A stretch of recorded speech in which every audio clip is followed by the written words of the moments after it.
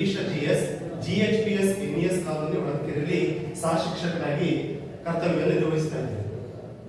ತಾಲೂಕು ಮಟ್ಟದ ಸಹಪಠ್ಯ ಚಟುವಟಿಕೆಗಳಲ್ಲಿ ಒಂದಾದಂತಹ ಆಶುಭಾಷಣ ಸ್ಪರ್ಧೆಯಲ್ಲಿ ನನಗೆ ಬಂದಿರುವಂತಹ ವಿಷಯ ಸಮಯದ ಮಹತ್ವ.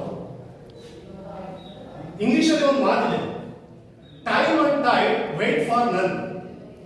ಸಮಯ ಮತ್ತು ಸಮುದ್ರದ ಅಲೆಗಳು ಯಾರಿಗೂ ಸಹ ಕಾಯೋದಿಲ್ಲ. ನೋಡಿ, ಇವತ್ತಿನ ಕಾಲದಲ್ಲಿ ಸಮಯ ಅಂತಂದ್ರೆ ಹಣ, ಹಣ ಅಂತಂದ್ರೆ ಸಮಯ. ಅದರಲ್ಲಿ ಎಸ್ಪೆಷಲಿ ಶಿಕ್ಷಕರಾದಂತವರು ಮಕ್ಕಳಿಗೆ ತಿಳಿಸಿಕೊಡಲೇಬೇಕಾದಂತಹ ವಿಷಯ ಏನಪ್ಪಾ ಅಂದ್ರೆ ಸಮಯ. ಮಕ್ಕಳಿಗೆ ಇವತ್ತು ಸಮಯದ ಬೆಲೆನೇ ಗೊತ್ತಾಗ್ತಾ ಇಲ್ಲ ಅವರಿಗೆ. ಎಲ್ಲಾ ಸಮಯವನ್ನ ತಮ್ಮ ಒಂದು ವಿದ್ಯಾರ್ಥಿ ಜೀವನದಲ್ಲಿ ಆಗಲೇ ಹೇಳಿದ್ರು ನಮ್ಮ ಸಹೋದ್ಯೋಗಿಗಳು, ಸಮಯವನ್ನ ಮೊಬೈಲ್ ಅನ್ನ ಆನ್ ಮಾಡೋದಕ್ಕೆ ಬಳಸ್ತಾ ಇದ್ದಾರೆ, ಟಿವಿಯನ್ನ ನೋಡೋದಕ್ಕೆ ಬಳಸ್ತಾ ಇದ್ದಾರೆ, ಈ ಡಿಜಿಟಲ್ ಇಂಡಿಯಾವನ್ನ ಸರಿಯಾಗಿ ಬಳಸ್ತಾ ಇಲ್ಲ ಅಂತ ಹೇಳಿದ್ರು. ಹೆಚ್ಚಿನ ಸಮಯವನ್ನ ಟಿವಿ ನೋಡೋದಕ್ಕೆ ಬಳಸ್ತಾ ಇದ್ದಾರೆ. ಆ ಒಂದು ಸಮಯ ಮಹತ್ವವನ್ನು ನಾವು ವಿದ್ಯಾರ್ಥಿಗಳಿಗೆ ತಿಳಿಸಿಕೊಡ್ಲೇಬೇಕಾಗಿದೆ. Student life is golden life ಅಂತ ಹೇಳ್ತೀವಿ. ಆ ಸಮಯವನ್ನು ದಾಟಿ ನಾವು ಮುಂದೆ ಹೋಗ್ಬಿಟ್ಟಾಗ ಅವನಿಗೆ ಗೊತ್ತಾಗುತ್ತೆ, ಅಯ್ಯೋ ನಾನು ಆ ವಿದ್ಯಾರ್ಥಿ ಜೀವನ ಇದ್ದಾಗ ಆ ಸಮಯವನ್ನ ನಾವು ಸರಿಯಾಗಿ ಬಳಸ್ಕೊಂಡಿದ್ರೆ ನಾವ್ ಎಷ್ಟು ಇದು ಮಾಡ್ಬೋದಿತ್ತು ಅಂತ ಹೇಳಿ. ನೋಡ್ರಿ, ಒಂದು ಚಿಕ್ಕ ನಿದರ್ಶನ ಹೇಳೋದಕ್ಕೆ ನಾನು ತುಂಬಾ ಇಷ್ಟಪಡ್ತೇನೆ. ಒಂದು ನಿಮಿಷದ ಮಹತ್ವವನ್ನು ತಿಳಿಸಬೇಕು ಅಂತಂದ್ರೆ ಆಗ ಟ್ರೈನ್ ಅನ್ನ ಮಿಸ್ ಮಾಡ್ಕೊಂಡು ಅದನ್ನು ಕೇಳ್ಬೇಕು.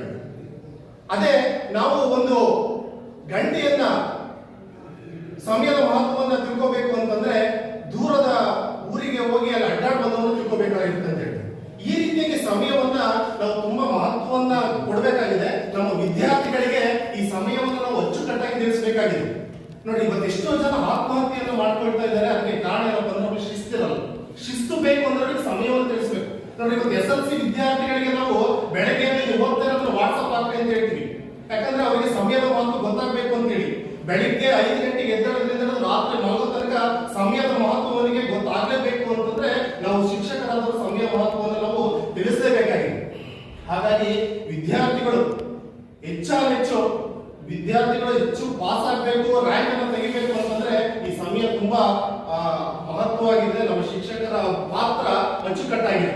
ಹಾಗಾಗಿ ಆ ಸಮಯವನ್ನ ಶಿಕ್ಷಕರಾದರು ತುಂಬಾ ಚೆನ್ನಾಗಿ ತಿಳಿಸ್ಕೊಡ್ಬೇಕು. ಆ ವಿದ್ಯಾರ್ಥಿಗಳ ಜೀವನ ಯಶಸ್ಸಾಗಬೇಕು ಅಂದ್ರೆ ಕನ್ಫ್ಯೂಷನ್ಸ್ ಒಂದು ಮಾತು ಹೇಳ್ತಾನೆ, ಒಂದು ವರ್ಷದ ಯೋಜನೆಯನ್ನ ಹಾಕೋದಾದ್ರೆ ನೀವು ಭತ್ತವನ್ನ ಬೆಳೆ, 10 ವರ್ಷದ ಯೋಜನೆಯನ್ನ ಹಾಕುವುದಾದ್ರೆ ಮರವನ್ನು ಬೆಳೆ, ಆದ್ರೆ ನೀನು 3 ವರ್ಷದ ಯೋಜನೆ ಅಂದ್ರೆ ಏನಲ್ಲಿ ಸಮಯವನ್ನ ಕೊಡ್ಬೇಕಲ್ಲಿ. 100 ವರ್ಷದ ಯೋಜನೆಯನ್ನ ಹಾಕಬೇಕು ಅಂದ್ರೆ ನೀನು ಶಿಕ್ಷಣವನ್ನ ಕೊಡೋದು. ಶಿಕ್ಷಣವನ್ನ ಕೊಟ್ಟಾಗ ಮಾತ್ರ ಆ ಯೋಜನೆಯನ್ನ ಹಾಕಿ ಆ ಸಮಯವನ್ನ ನಾವು ಸದುಪಯೋಗ ಪಡಿಸಿಕೊಂಡಾಗ ಮಾತ್ರ ಅವನ ವಿದ್ಯಾರ್ಥಿ ಜೀವನ ತುಂಬಾ ಅಚ್ಚುಕಟ್ಟಾಗಿ ಚೆನ್ನಾಗಿ ಬೆಳೆಯುತ್ತೆ. ಹಾಗಾಗಿ ಆ ಸಮಯವನ್ನ ಯಾರು ಸರಿಯಾಗಿ ಸದುಪಯೋಗ ಪಡಿಸಿಕೊಂಡು ಮೇಲೆ ಬಂದಾಗ ಮಾತ್ರ ಆ ವಿದ್ಯಾರ್ಥಿಯ ಜೀವನ ಬಂಗಾರದ ಜೀವನ ಆಗುತ್ತೆ. ಆ ಒಂದು ಸಮಯ ಹಾಳಾಗಲ್ಲ ಅಂತ ಹೇಳ್ತೀವಿ. ಹಾಗಾಗಿ ಇಲ್ಲ ಅಂತ ನೋಡ್ರಿ, ನಾವು ವಿದ್ಯಾರ್ಥಿ ಇದ್ದಾಗ ಮಕ್ಕಳು ಶಾಲೆಗೆ ಸರಿಯಾಗಿ ಬರೋದೇ ಇಲ್ಲ. ಈಗೆಲ್ಲ ಹೇಳ್ತಾ ಇದೀವಿ, ಶಿಕ್ಷೆಯನ್ನ ಕಡಿಮೆ ಮಾಡ್ತಾ ಇದೀವಿ, ಶಾಲೆಯಲ್ಲಿ ಶಿಕ್ಷೆಯನ್ನ ಕೊಡ್ತಾ ಇಲ್ಲ ನಾವು. ಹಾಗಾಗಿ ಶಿಕ್ಷೆ ನಮಗೆಲ್ಲ ಎಲ್ಲಿ ಸಿಗ್ತಾ ಇದೆ, ನಾವು ದೊಡ್ಡರಾದ ಸಮಯದ ಮಹತ್ವವನ್ನು ತಿಳಿದುಕೊಳ್ಳಲಾರದೆ ಅವ್ರು ಏನ್ ಮಾಡ್ತಾ ಇದ್ದಾರೆ, ಹಾಳಾಗಿ ಹೋಗ್ತಾ ಇದ್ದಾರೆ. ಅವರ ಶಿಕ್ಷೆ ಎಲ್ಲಿ ಸಿಗ್ತಾ ಇದೆ, ಪೊಲೀಸ್ ಸ್ಟೇಷನ್ ದಲ್ಲಿ. ಶಾಲೆಯಲ್ಲಿ ಶಿಕ್ಷೆ ಕಡಿಮೆ ಆಗಿದ್ದಕ್ಕೆ ಪೊಲೀಸ್ ಸ್ಟೇಷನ್ ನಲ್ಲಿ ಒತ್ತಡ ಜಾಸ್ತಿ ಆಗ್ತಾ ಇದೆ ಅಂತ ಹೇಳ್ತೀವಿ. ಯಾಕೆ? ಅವನ ವಿದ್ಯಾರ್ಥಿ ಜೀವನದಲ್ಲಿ ಅವನು ಸಮಯವನ್ನ ಸರಿಯಾಗಿ ಸದುಪಯೋಗ ಪಡಿಸಿಕೊಳ್ಳೋದಕ್ಕೆ. ಹಾಗಾಗಿ ಎಲ್ಲರೂ ಆಗಿರ್ಬೋದು, ಶಿಕ್ಷಕರಿಗೂ ಸಹ ಸಮಯ ಅನ್ನೋದು ತುಂಬಾ, ವಿದ್ಯಾರ್ಥಿ ಜೀವನ ಅಷ್ಟೇ ಅಲ್ಲ, ಶಿಕ್ಷಕರಾದವರಿಗೆ ಸಮಯ ಅನ್ನೋದು ಮುಖ್ಯ. ಯಥಾ ರಾಜ ತಥಾ ಪ್ರಜಾ ಅಂತ ಹೇಳ್ತೀವಿ. ಯಥಾ ಶಿಕ್ಷಕ ತಥಾ ವಿದ್ಯಾರ್ಥಿ. ಅವನು ರೋಲ್ ಮಾಡೆಲ್ ಆಗಿರ್ತಾನೆ ವಿದ್ಯಾರ್ಥಿಗೆ.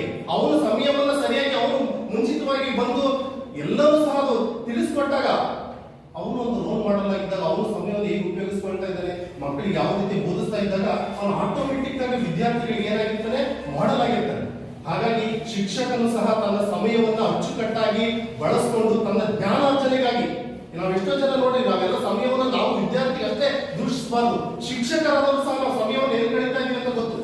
ಅದನ್ನ ನಾವು ನಮ್ಮ ಜ್ಞಾನಾರ್ಜನೆಗಾಗಿ ಆ ಸಮಯವನ್ನು ಬಳಸಿಕೊಂಡು ಆ ವಿದ್ಯಾರ್ಥಿ ಜೀವನಕ್ಕೆ ನಾವು ಅದನ್ನ ಧಾರೆ ಎರೆದಾಗ ವಿದ್ಯಾರ್ಥಿ ಜೀವನದ ಸಹ ಏನಾಗುತ್ತೆ, ತುಂಬಾ ಗೋಲ್ಡನ್ ಆಪರ್ಚುನಿಟಿ ಆಗುತ್ತೆ. ಅಂತಹ ಶಿಕ್ಷಕ ರಾಧಾಕೃಷ್ಣನಂತಹ ಎಲ್ಲ ಶಿಕ್ಷಕರಾಗಿರ್ತಾರೆ. ಯಾಕೆ ಅವರ ಶಿಸ್ತು ಅಚ್ಚುಕಟ್ಟಾಗಿತ್ತು, ರಾಧಾಕೃಷ್ಣನ್ ಅವರ ಶಿಸ್ತು ಅಚ್ಚುಕಟ್ಟಾಗಿತ್ತು ಅಂತಂದ್ರೆ ಅವ್ರ ಸಮಯಕ್ಕೆ ಅಷ್ಟು ಮಹತ್ವವನ್ನು ಕೊಡ್ತಾರೆ.